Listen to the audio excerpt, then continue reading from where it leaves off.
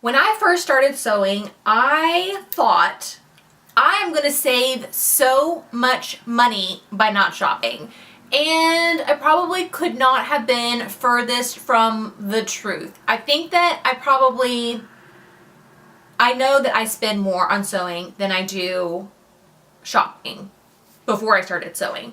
But I think that's because I had gotten so good at bargain shopping. I had gotten so good at waiting for sales, waiting for the sales to go on sale, shopping clearance, shopping with coupons, shopping thrift stores, that I had this full, robust wardrobe full of brand new, or at least new to me, clothes, and I wasn't really spending a lot of money on them.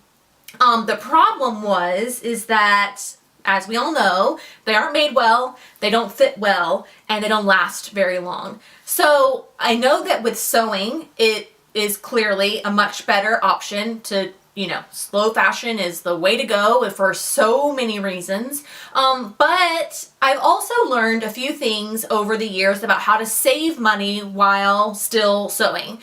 And as I'm sure many of you have on your personal or your family resolutions for this year, is to figure out ways to save money. But I don't want you all to stop sewing. I don't want you all to stop enjoying sewing. So I have some money saving tips that are going to help you continue to sew but not break the bank. A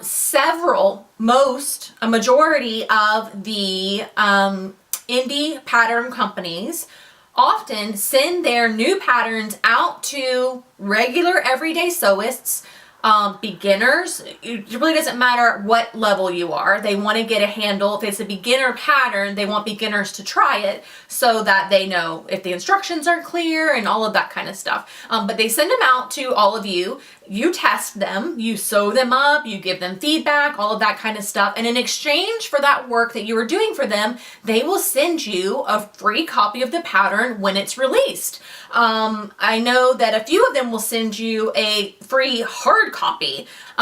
So it's a really great way to A, get free stuff, and B, have a new garment. You get to try the pattern for free too, and you're on a deadline, so you kind of have to get it sewn. So it's a really fun way. You get to meet a lot of people because you're all in this one little group kind of getting each other feedback. So that's also kind of fun, but it's a free pattern, and at the end of the day, free is free. So taking the patterns that you already own, or one of the myriad of free patterns that are available online. Some really good quality, well-drafted patterns are 100% free. Well, nothing in life is free. A lot of times you have to give over your email address, but hey, we're all used to that these days. But like the Colette Sorbetto, free, great little pattern. They even redid it last year to be more accommodating to all of us. The Hemlock? From Grainline, 100% free. There's a lot of them. There's a lot of really great patterns out there that are completely 100% free. And you can take those patterns, take the base of them. The Sorbetto is a great example because it's just a very, very simple, sleeveless, woven top pattern. What can you make with a sleeveless woven top pattern? You can add a skirt to it. You can add a peplum to it. You can add sleeves to it. You can embellish it in about 1,000 different ways. There are truly so many things. Make it boxier, make it cropped, make it longer, make it a tunic. There's like literally so many things. The Hemlock tee is a knit, I think it has a drop shoulder. Again, add a skirt, lengthen it, widen it, narrow it, shorten it, take the sleeves off. There's so much you can do with all the patterns that either are free to you online or that you already own. So go shop your own stashes, your own pattern stashes, and think of what you can make. You'll learn so much from pattern hacking, and you'll have it's kind of like what I did for the McCall 7660 pattern. I made 3 garments out of that, and in my opinion, and from what a lot of you said in the comments, they all looked completely different. You would never know that they came from the same pattern. So think of patterns as a way, as like a jumping off point. Try and maybe buy patterns or find patterns that are just super basic that you know you can turn into several different kinds of garments. So my Goodwill doesn't have a ton of fabric there. They have had like upholstery fabric before, but never fashion fabric. However, they do have a ton of like sheets and things like that that you can use in place of muslins. Don't spend money on muslin fabric. Go get a king size sheet, you guys. It is like huge. It's a lot of fabric. You could make several muslins from it. And then go to Goodwill and search the racks for things that you can refashion. I'm going to be doing a video later this month about a refashion that I'm working on, but basically it came from like a triple XL dress.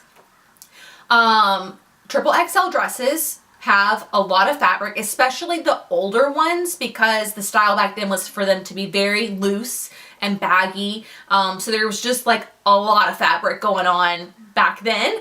And you can turn a triple XL dress into a ton of things, even if you're not a super small person like me.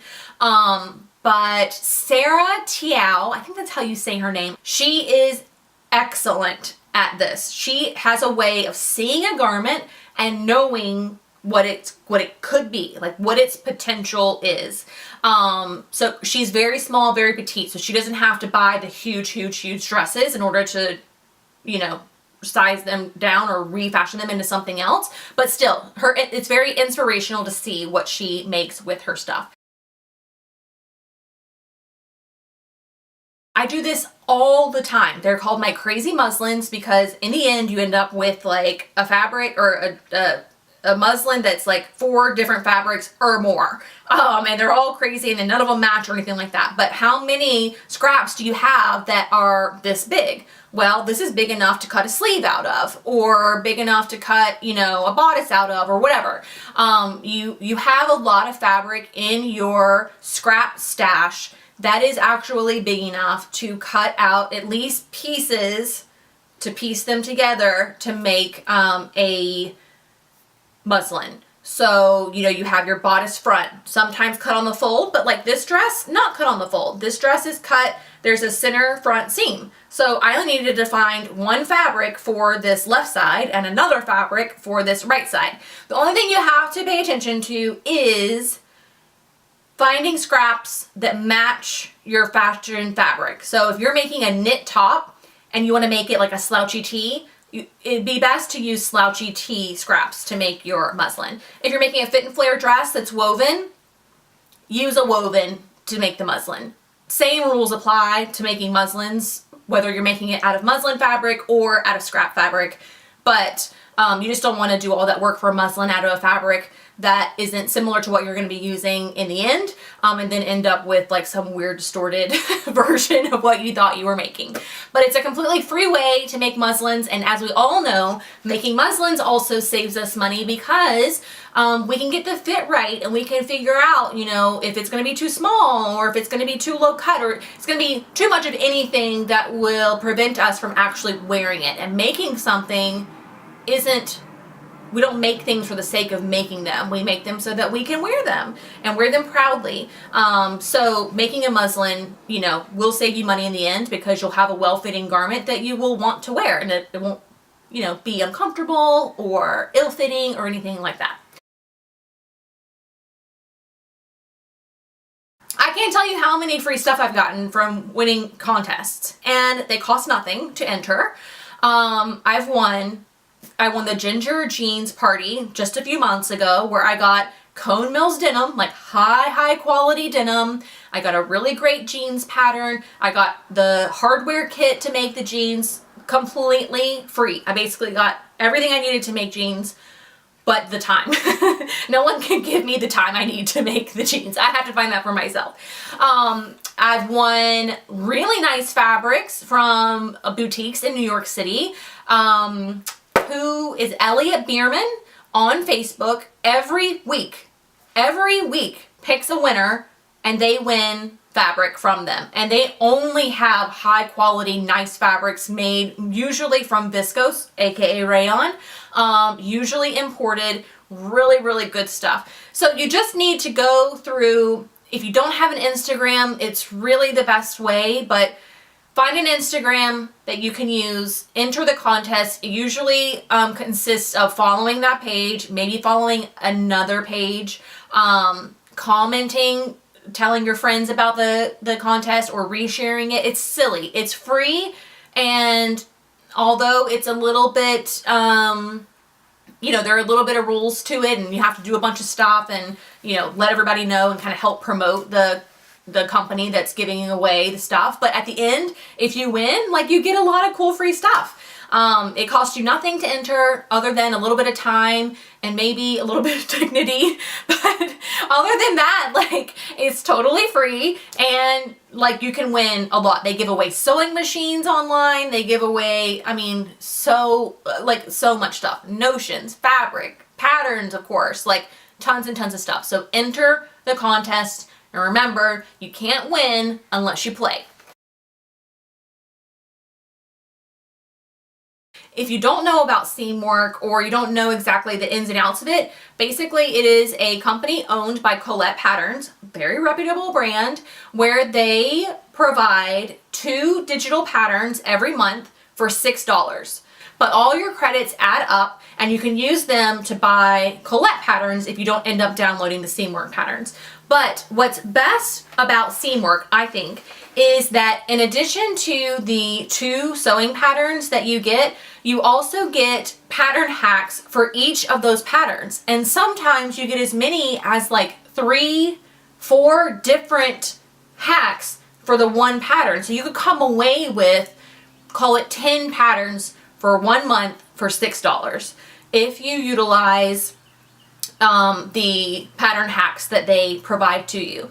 This will also help you on, number 2 that we talked about in this video, because you'll learn about pattern hacking. They actually teach you how to do it. They teach you slash and spread. They teach you, how to make the alterations that you need to make to hack their patterns, and then you can apply that to other patterns that you have. So you become better at number 2 in this video, in addition to having tons of patterns and different variations of patterns in your stash just from the Seamwork. So it's $6 a month. I'll have a link in the description box below where you can go and sign up. And I just feel like you could probably, between having Seamwork, which is getting, they're cute patterns. They're really cute. Between having that, which feels like new patterns, and then shopping your old patterns, and then hacking either free or old patterns that you already have, you could sew all year long without ever buying a single pattern. Yes, you're paying for the subscription for Seamwork, but that's not, in my mind, in my girl math mind, that's not really buying a pattern. It's buying more of a membership type of thing. You get a lot of things with a Seamwork subscription. They have a magazine that comes out in an email, and just some information and interviews and things like that. But the patterns are really what you're paying for. So yeah, I just feel like between all of those things, you could really get away this whole year of 2018 without ever buying a pattern. If anybody is going to take that challenge, I want to know about it, and I want to know how it goes as the year is going on. I'm not committing to it, not me, but if anybody out there is really, trying to cut back on sewing, these indie patterns can cost $20 or more. I would say $20 on average. Yes, you can get patterns at Joann, the big 4 patterns. You can get them for $1.99, sometimes 99 cents. Vogue you can get for $5. Which is great, but I just feel like free is better than any of those prices. $6 divided by, 10 patterns, that's nothing. That's change. That's less than we spend on, you know, a stick of gum in some places, you know what I mean? So it can be really affordable if you utilize the resources that people have outlined for you. So with all of that said, I hope that my penny pinchers that are out there this year, my heart goes out to you. I've been there before too, and I hope that some of these tips will help you save money all year long. Maybe you're saving up for something. Maybe you just love to sew but don't have the funds to sew, which we've all been there too. Whatever your reason is, I hope these tips help you continue on your hobby, continue to be able to do something that you love without really breaking the bank. So thanks so much for watching, and I will see you all in my next video. Bye!